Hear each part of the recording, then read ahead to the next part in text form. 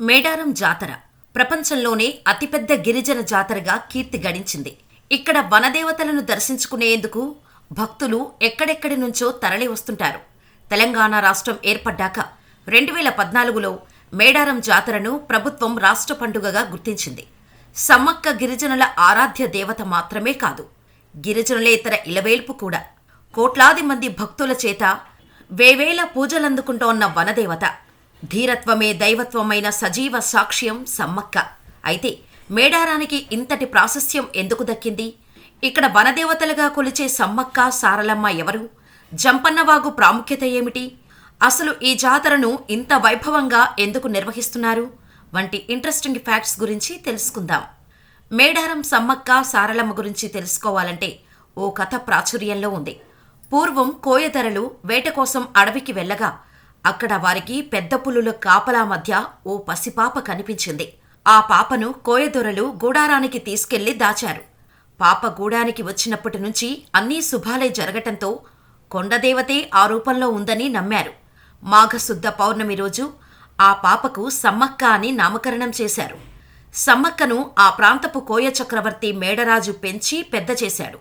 క్రీస్తు శకం 1260 నుంచి 1320 కాలంలో, అంటే కాకతీయుల కాలంలో, ఇప్పటి జగిత్యాల జిల్లా ప్రాంతంలోని పొలవాసును గిరిజన దొర మేడరాజు పాలిస్తూ ఉండేవాడు. ఇతను తన మేనల్లుడు మేడారం పాలకుడైన పగిడిగిద్దరాజుకు ఇచ్చి వివాహం చేశాడు. సమ్మక్క పగిడిద్దరాజు దంపతులకు సారలమ్మ, నాగులమ్మ, జంపన్న ముగ్గురు సంతానం కలిగారు. మేడారాన్ని పాలిస్తున్న పగిడిద్దరాజు కాకతీయుల సామంతుడు. ఆ రోజుల్లో కరువు కాటకాలు రావటంతో కొన్నేళ్లపాటు ప్రజలు శిస్తు కట్టలేదు.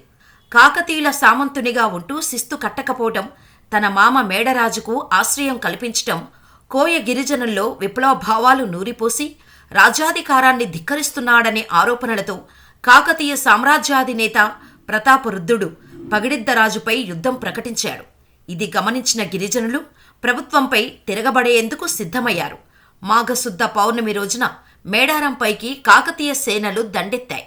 ఈ క్రమంలో ములుగు జిల్లా లక్నవరం సరస్సు వద్ద గిరిజనులకు కాకతీయ సేనలకు మధ్య యుద్ధం జరిగింది.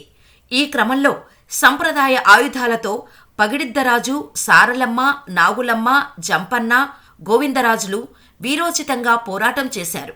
కాని కాకతీయ సేనల ధాటికి తట్టుకోలేక మేడరాజు, పగిడిద్దరాజు, సారలమ్మ, నాగులమ్మ, గోవిందరాజులు యుద్ధంలో మరణించారు.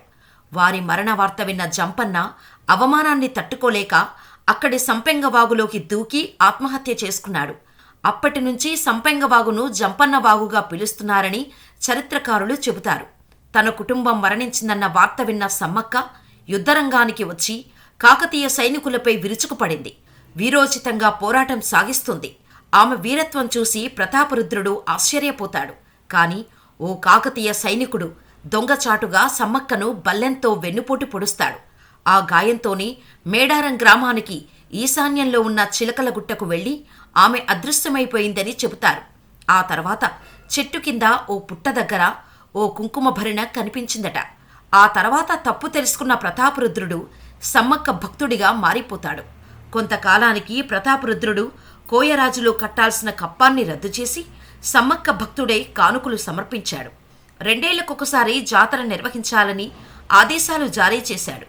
ఈ సమ్మక్క సారలమ్మ జాతర అలా మొదలైందనే కథ విస్తృతంగా ప్రచారంలో ఉంది. కుంకుమ భరిణెలనే సమ్మక్కగా భావించి అప్పటి నుంచి 2 ఏళ్లకొకసారి మాఘశుద్ధ పౌర్ణమి రోజున సమ్మక్క సారలమ్మ జాతరను భక్తి శ్రద్ధలతో జరుపుకునే సంప్రదాయం ఏర్పడింది. 1943 వరకు సమ్మక్క సారలమ్మ జాతరను బయక్కపేటలోనే చందావస్తులు నిర్వహించేవారు. గ్రామంలో సమ్మక్కకు గుడితో పాటు గద్దె కూడా నిర్మించి జంతువును బలి ఇస్తూ మొదటగా ఏడాదికొకసారి జాతరను నిర్వహించేవారు. జాతర సమయంలో సమ్మక్క సారలమ్మలను దర్శించుకున్న భక్తులకు కొంగు బంగారమయ్యారు.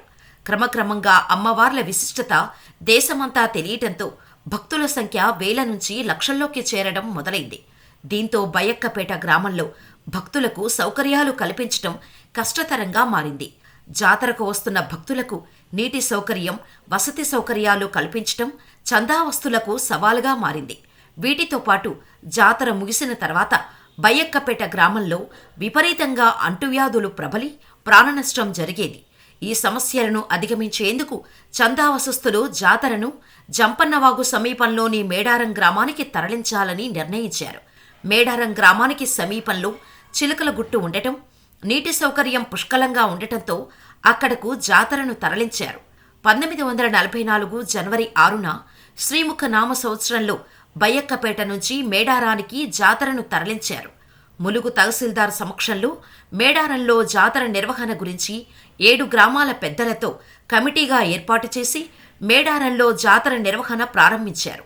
గిరిజనుల ఇలవేల్పుగా కోరిన కోరికలు తీర్చే కల్పవల్లిగా అలరాలుతున్న సమ్మక్క సారలమ్మను మీరు దర్శించుకున్నారా? దర్శించుకుంటే మాకు కామెంట్ చేయండి.